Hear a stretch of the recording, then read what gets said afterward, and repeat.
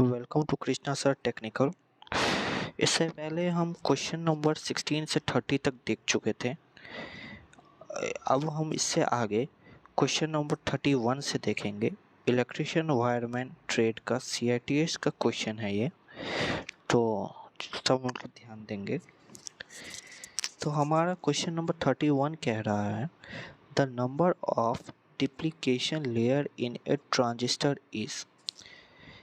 एक ट्रांजिस्टर में रेक्टिकरण परतों की संख्या होती है। तो एक ट्रांजिस्टर में जो रेक्टिकरण की जो परतों की संख्या वो होती है वो हमारी हो जाती है 2। तो 2 परतों की संख्या होती है और एक ट्रांजिस्टर जो होता है वो ऐसे होता है और इसमें परतों की संख्या से 1, 2 और 3 और मॉलिक्यूल्स रहते हैं भरे हुए।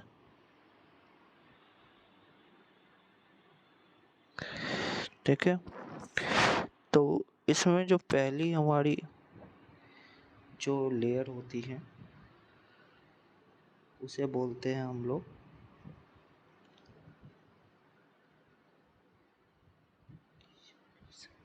डिप्लीकेशन। क्या होती है हमारी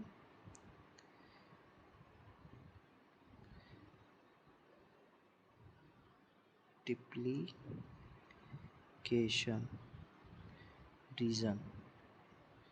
और जो हमारी दूसरी होती है उसे हम बोलते हैं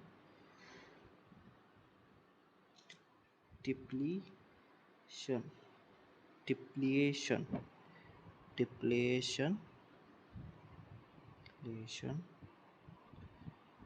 reason.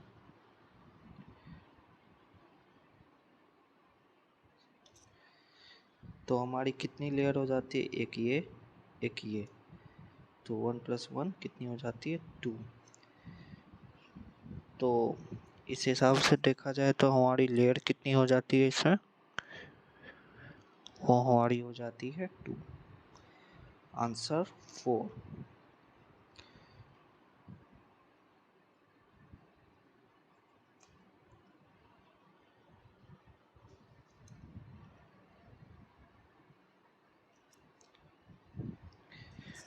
Question number 32 the output of a rectifier circuit without filter is. Filter के बिना एक रेक्टिफायर सर्किट का आउटपुट है। जो फिल्टर के बिना हमारा रेक्टिफायर सर्किट का जो आउटपुट होता है वो हमेशा होता है पल्सेटिंग डीसी। तो ये पल्सेटिंग डीसी हमारा कौन सा ऑप्शन में है, option 3 pulsating DC. Question number 33 rotor की संरचना के आधार पर निम्नलिखित में से किस प्रकार की 3 फेज प्रेरणल मोटर संभव हो सकती है। जो रोटर की संरचना के आधार पर में से किस प्रकार की 3 फेज प्रेरणल मोटर संभव हो सकती है। तो रोटर की संरचना के आधार पर हमारी एक ही मोटर हो सकती है, स्क्विरल केज इंडक्शन मोटर और स्लिप रिंग इंडक्शन मोटर। तो स्क्विरल केज इंडक्शन मोटर और स्लिप रिंग इंडक्शन मोटर हमारे किस ऑप्शन में दिया हुआ है, ऑप्शन 3, मतलब both squirrel cage induction motor and slip ring induction motor. Question number 34 की तरफ बढ़ते हैं। तो क्वेश्चन नंबर 34 में दिया है Which of the following statement is true about the stator of 3-phase induction motor। निम्नलिखित में से कौन सा कथन 3 फेज मोटर के स्टेटर के बारे में सत्य है। तो इस क्वेश्चन में जो हमारा जो 3 फेज इंडक्शन मोटर के स्टेटर के बारे में जो कथन है वो हमारा हो जाता है स्लॉट में वाइंडिंग का स्थापना। तो स्लॉट में वाइंडिंग का स्थापना हमारा एक ही ऑप्शन में है, ऑप्शन 4।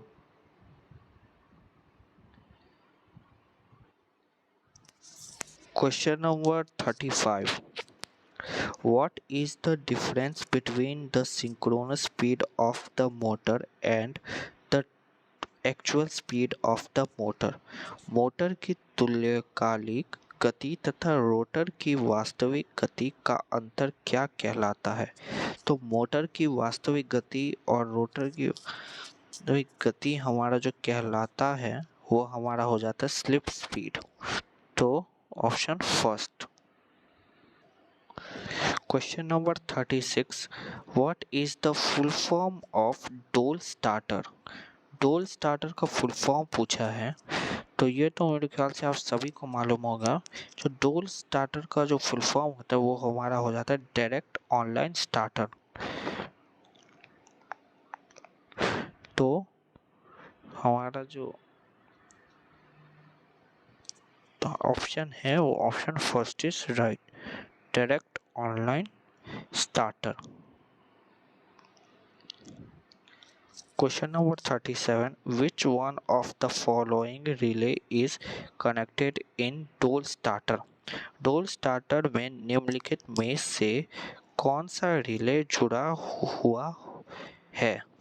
जो डोल स्टार्टर में जो हमारा रिले जो जुड़ा हुआ है वो हमारा हो जाता है थर्मल ओवरलोड रिले, जो हमारे डोल स्टार्टर से जुड़ा होता है। तो option third.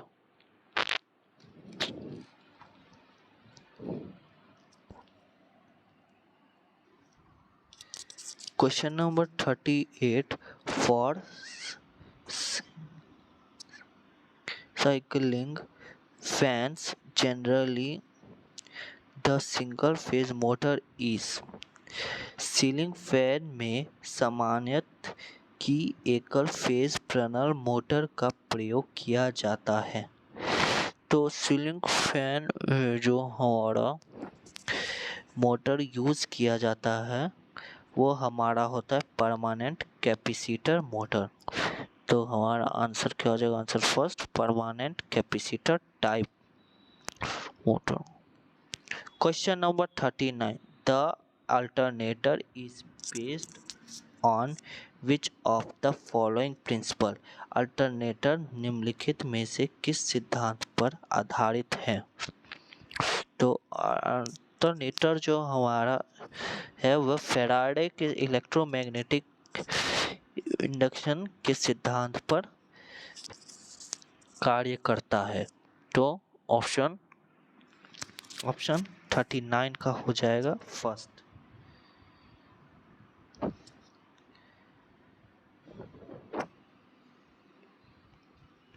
Question number 40।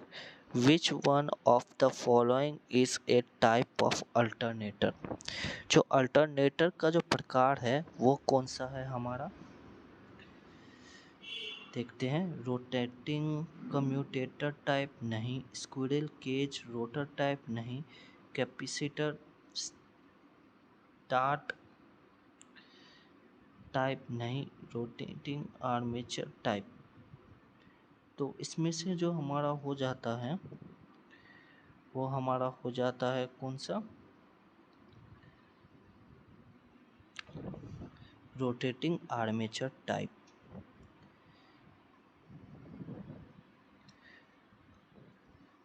Forty one का एक अल्टरनेटर में आर्मेचर कॉइल में उत्पन्न होने वाली प्रत्यावर्ती धारा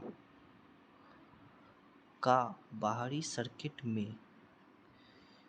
तो एक अल्टरनेटर में आर्मेचर कॉइल के उत्पन्न होने वाली प्रत्यावर्ती धारा जो बाहरी सर्किट में होती है वो हमारी होती है स्लिप रिंग।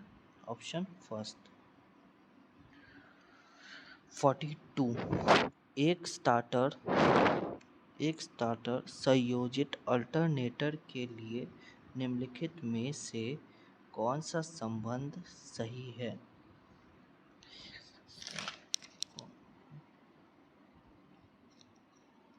जो चौथ है वो हमारा है alternator is line voltage √3 into phase voltage. तो option first line voltage √3 into phase voltage. Question number 43 तुल्यकालिक मोटर निम्नलिखित में से कौन से आरपीएम मान पर वैद्युतिक ऊर्जा को यांत्रिक ऊर्जा में प्रवाहित करती है। तो जो हमारी तुल्यकालिक मोटर है वो कौन से मतलब यांत्रिक मतलब वैद्युतिक ऊर्जा को यांत्रिक ऊर्जा में जो बदलती है वो कौन सी स्पीड पे करती है 120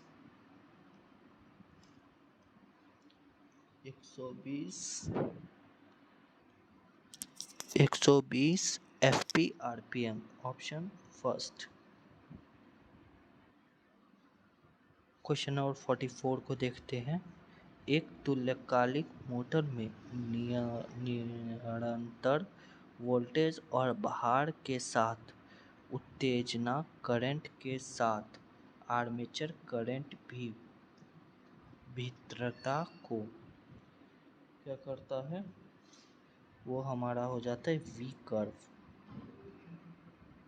question number 45 which of the following is an insulating material. निम्नलिखित में से कौन सा हमारा कुचालक पदार्थ है।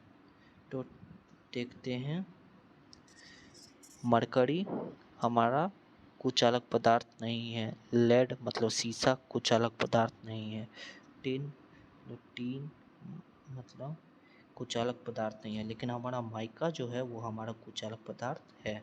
तो आंसर फर्स्ट। तो आज के लिए इतना ही, इससे आगे हम नेक्स्ट वीडियो में देखेंगे। तब तक के लिए रिवाइज करें।